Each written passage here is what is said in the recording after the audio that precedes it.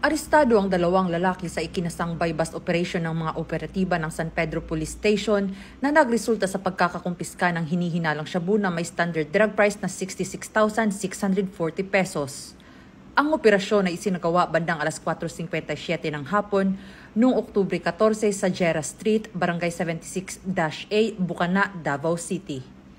Kinilala ang mga naaresto na sina alias Arnel, 38 anyos, isang pedicab driver at residente ng lugar kung saan isinagawa ang operasyon, at alias Evand, 33 anyos, isa ding driver at residente ng Purok 12, St. John sa parehong barangay.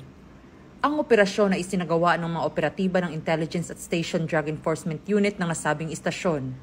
Batay sa impormasyong nakalap, agad na inilunsad ang operasyon sa nasabing lugar na nagresulta sa matagumpay na pagkakadakip sa dalawang sospek.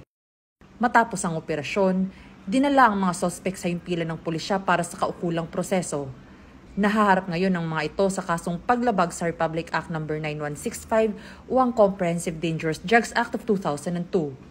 Patuloy naman ang kampanya ng Davao City Police Office laban sa iligal na droga sa lungsod bilang bahagi ng mas pinaigting na operasyon ng kapulisan upang masugpo ang krimen at mapanatili ang kapayapaan at kaayusan sa komunidad. Mula rito sa Police Regional Office 11, ako ang inyong PNN correspondent, Patrolwoman Shaira Rose Aquino, alagad ng batas, tagataguyod ng Balitang Pulis.